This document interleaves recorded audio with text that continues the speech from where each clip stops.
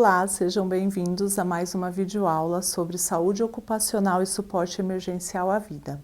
Nosso assunto de hoje é avaliação inicial. E os tópicos a serem abordados nessa aula são avaliação inicial, avaliação primária e avaliação secundária. Ao término desta aula, você deverá ser capaz de identificar as situações de urgência e de emergência, compreender na prática as ações necessárias para uma avaliação correta. Quando a gente pensa em avaliação inicial, é preciso ter em mente qual a situação do ambiente em que aquela situação está ocorrendo. Existe algum risco? Existe, primeiro, risco para você, enquanto socorrista? Tem que sempre ser lembrado que a sua saúde vem em primeiro lugar. Então é preciso avaliar a cena. Como está o ambiente? Tem algum risco que pode estar colocando em risco ali a sua situação também? Porque senão, ao invés de uma vítima, serão duas vítimas nesse ambiente. Também precisamos compreender o conceito de urgência e de emergência. Urgência é uma situação em que tem que ser feita uma ação rápida, porém a pessoa não está com risco iminente de morte. Já na emergência, o risco iminente está presente e a ação tem que ser imediata. Por isso é preciso saber identificar bem o tipo de situação e saber agir da maneira correta.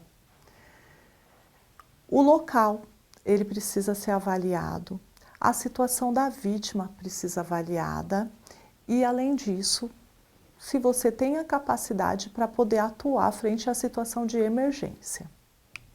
Como eu já falei, a questão principal ali é a sua própria segurança. Então, além da cena estar segura para você atuar, é importante que você utilize os equipamentos de proteção para essa situação, como luvas, máscara, se for o caso de uma possível respiração artificial.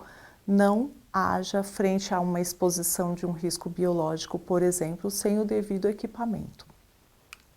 A sequência para o atendimento de uma situação de emergência leva em consideração uma sequência alfabética, em que a ordem foi mudada recentemente, né? Antes era conhecido como o ABCD da vida, e desde então a gente prioriza a letra C, que seria relacionada à parte da circulação.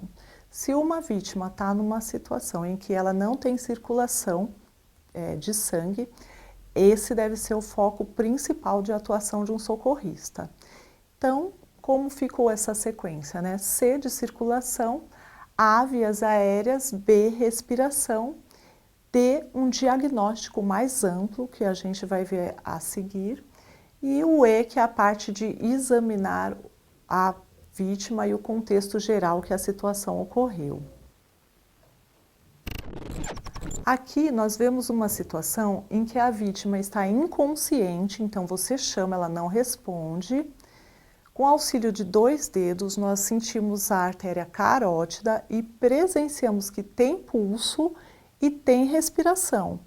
Então, o que pode ser feito nessa situação?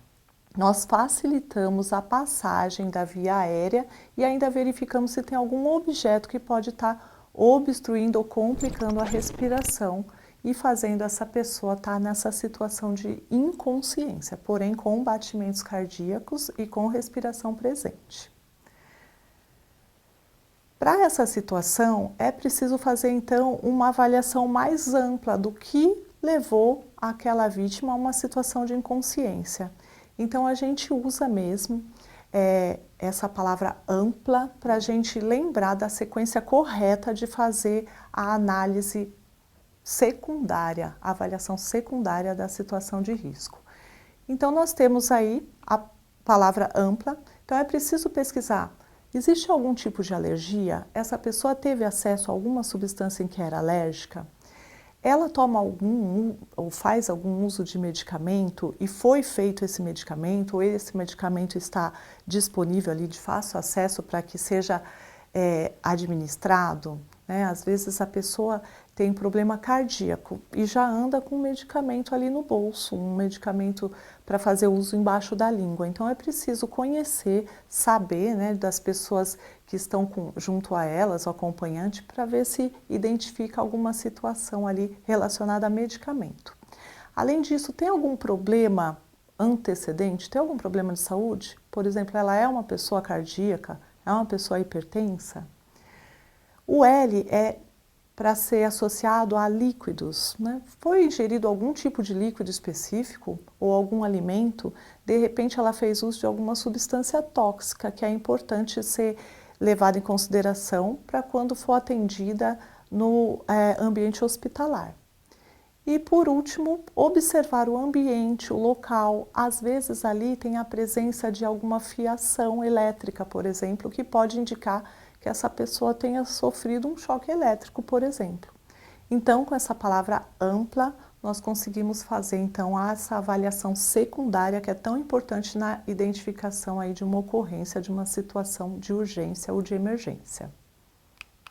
Trouxe algumas dicas aqui para que você saiba mais assistindo um vídeo instrucional do American Heart Association e também uma dica de leitura é sobre essas diretrizes, né, que de 2010 é a última atualização, diretrizes para atuar com ressuscitação cardiopulmonar e o suporte de vida emergencial. Chegamos ao final de mais uma videoaula sobre saúde ocupacional e suporte emergencial à vida. Espero que tenham gostado. Visite nossas redes sociais e até a próxima.